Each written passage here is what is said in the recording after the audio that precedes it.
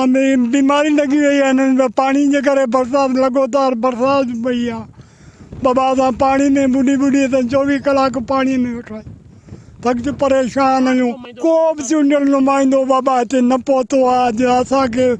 सुई अहिड़ी गोरी वठण जे लाइ मजबूर आहियूं तमामु परेशान आहियूं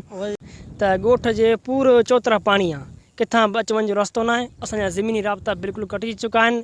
ऐं डैम जो मुआइनो कयोसीं पर पूरो ॻोठ पाणी जे गहरे में आहे असीं इंतिज़ामिया खां ऐं ज़िले इंतिज़ामिया खां ऐं DC साहब खां गुज़ारिश था करियूं त महिरबानी करे हिन जो को हल कढियो वञे असांखे तोहफ़त ॾिनो वञे असां 2 महीने खां असांखे न राशन मिलियो न असांखे रहण जे लाइ का जॻह मिली असांजा घर ढही विया असांजा माल मरी विया माण्हू बीमारी में गैस्ट्रो में मलेरिया में बीमार थी विया ऐं जिते बि डैम ठहियो उन डैम जे मथां ॻोठाणनि खे तोहफ़त ॾिनो वियो आहे ग़लति सर्वे करे असांजा ॻोठ ॿोड़िया विया आहिनि हे असांजा झिपड़ा आहिनि हिन डैम जे करे असांजा झिपड़ा हे किरी विया आहिनि हिन सैलाब जे करे हे मुंहिंजो भाउ आहे इहो बीमार थी वियो आहे मच्छरनि जे वजह सां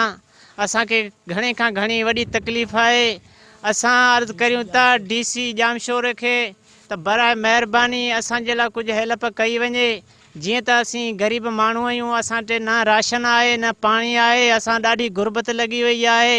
छा खाऊं हींअर बच्चा नंढड़ा वेठा लंघण ते को घसी कोन्हे को रोड असां वटि को बि न नुमाइंदो आयो न को सार लधी आहे कंहिं बि बसि पोइ ईअं ई वेठा आहियूं जीअं खुले आसमान ते वेठा आहियूं तव्हां घरनि जी हालत ॾिसो त ईअं ई वेठा आहियूं जंहिंजे करे हाणे मजबूर थियो वेठा आहियूं नंढड़ा बच्चा असां केॾां वञूं